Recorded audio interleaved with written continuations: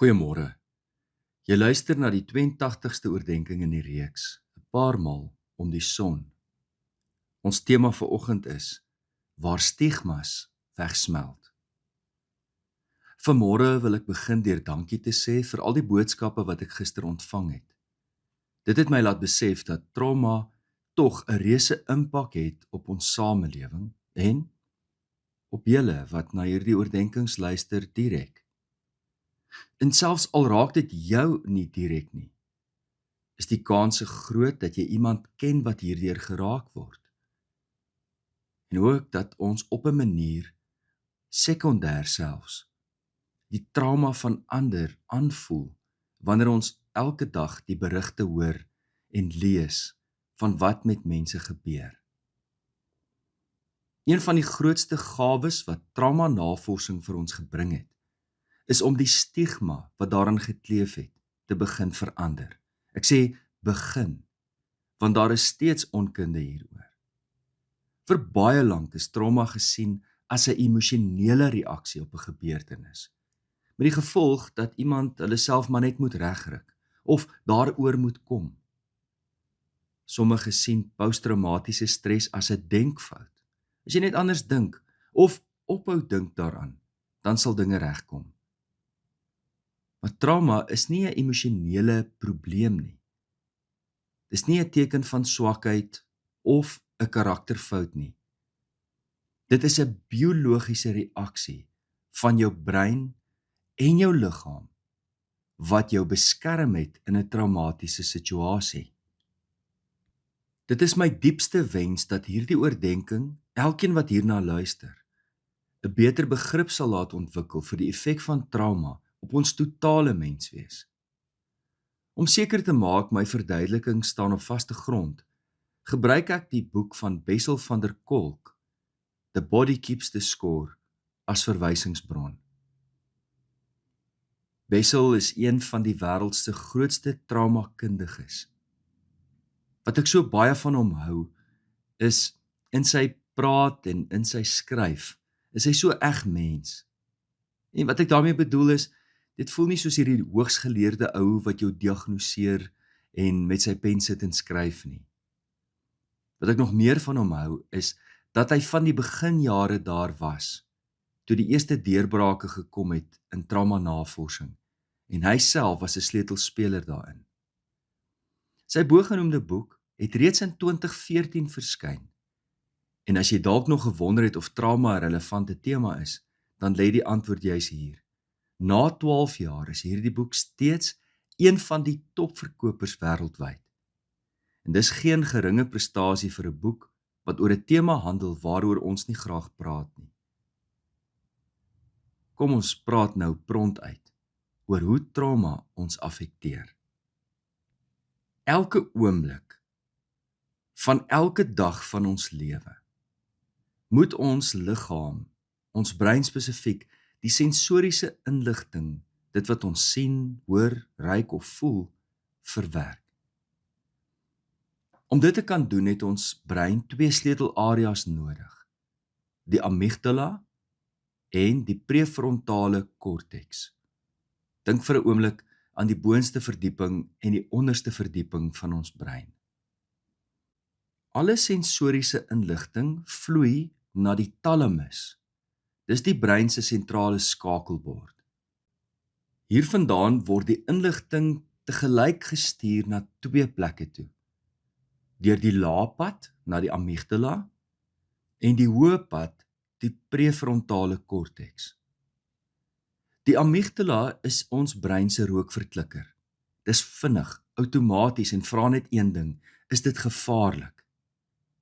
As dit 'n bedreiging bespeer, skakel dit dadelik die alarmsisteem van ons liggaam aan. Die hoë pad, om nou daardie beeld te bly gebruik, is die pad na die prefrontale korteks. Dis die wagtoring van ons brein. Dit neem 'n fraksie van 'n sekonde langer om die inligting te ontvang en te analiseer en te sê: wag so bietjie. Daardie harde slag was maar net 'n motor wat teruggeskiet het, nie 'n geweerskoot wat afgegaan het nie. Ontspan. Dink jy nou maar in die situasie waar jy so in die halfdonker nag loop, in die volgende oomblik is daar 'n slangagtige figuur hier op die gras voor jou. Voordat jy nog mooi kan dink dat dit 'n tuinslang is, spring jy indrukwekkend deur die lug. Nie noodwendig grasieus nie, maar genoegsaam om die gevaar te ontduik indien dit wel 'n slang was. En dis hoe ons brein reageer. As hierdie stelsel reg funksioneer, balanseer hierdie twee stelsels mekaar. Jy skrik, jou wagtoring stel jou gerus en jou liggaam kalmeer. Wanneer jy 'n traumatiese gebeurtenis ervaar, verander die argitektuur van hierdie verwerkingsstelsel drasties. Die intensiteit van die gevaar is so groot dat die rookverklikker, die amygdala, die wagtoring heeltemal oorrompel en in baie gevalle afskakel.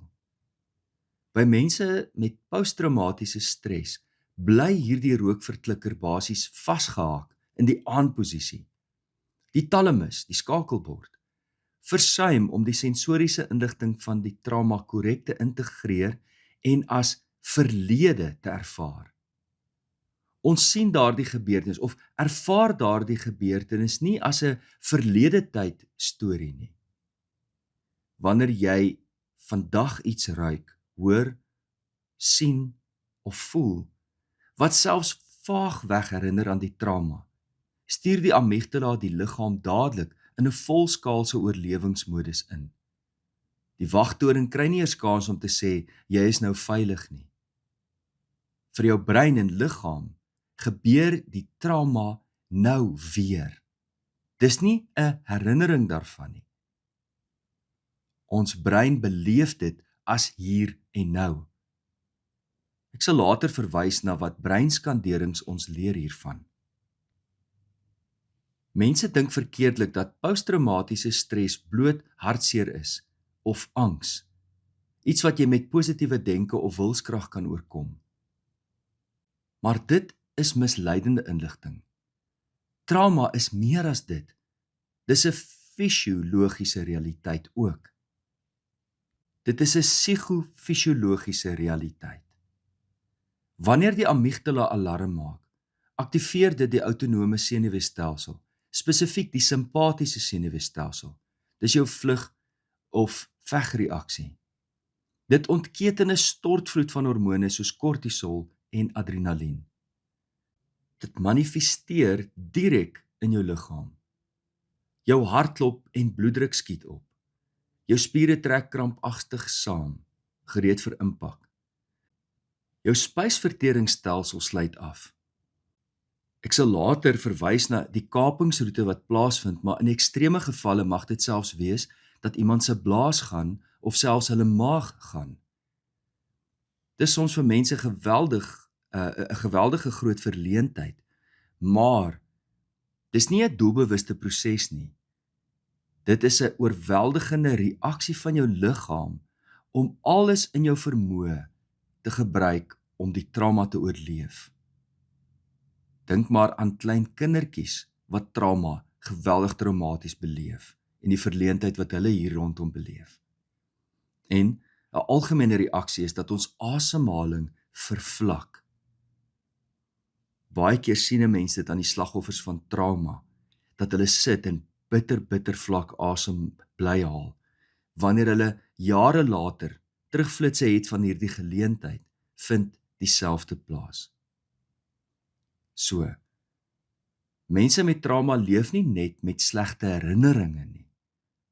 Hulle leef in 'n liggaam wat voortdurend onderbeman is vir 'n oorlog wat nog steeds aan die gang is. Histories is dit lankal verby, maar nie vir hulle liggame nie.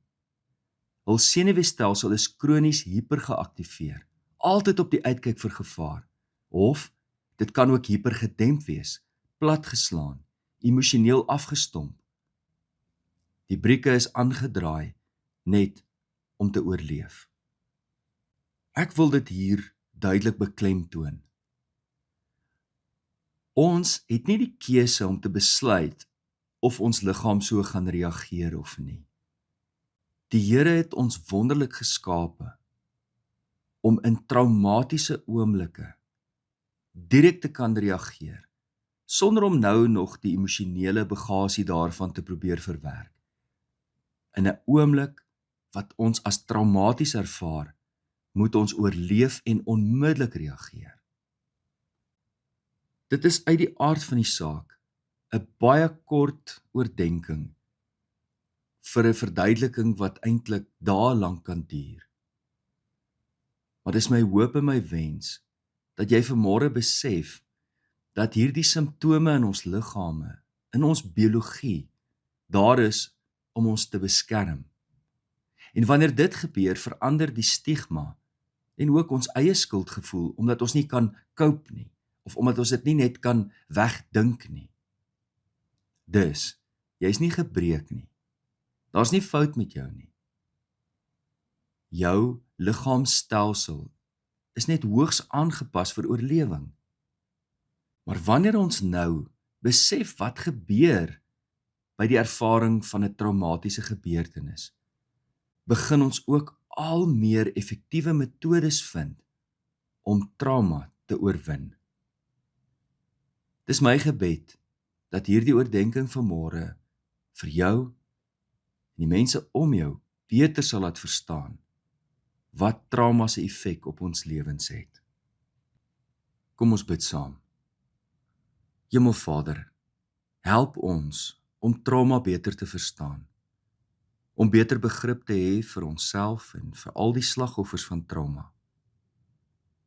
Nog meer as dit, wil U deur die Gees ons herinner dat ons nie alleen is nie, dat die stigma's ook sal verdwyn in mense se harte en gedagtes en woorde, dat ons meer begrip sal hê vir diegene wat ontsaglik ly vanweë trauma.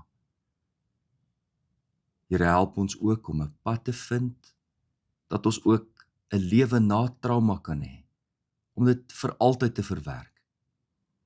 Ek bid dat U vir my die wysheid sal gee wat voorgaan met hierdie oordenkings, om dit met dieper insig, begrip en wysheid te doen, sodat ons ook deur hierdie swaar en donker dieptes 'n pad hierdeur kan vind na genesing, heelheid, en dat dinge wat van die verlede in die verlede sal gaan lê. Help tog elkeen wat worstel met posttraumatiese stres om weer te droom van 'n nuwe môre. Dit bid ons in Jesus naam. Amen. Vanmôre se C. Langehoven aanhaling is 'n bietjie tong in die kies. Kyk of jy sin daaruit kan maak. Hy het geskryf: As jy nie wil inhou nie, moet jy naderhand uithou. En as jy nie kan aanhou met teehou nie, moet jy maar tevrede wees om op te hou met byhou. Liefde en 'n geseënde dag verder.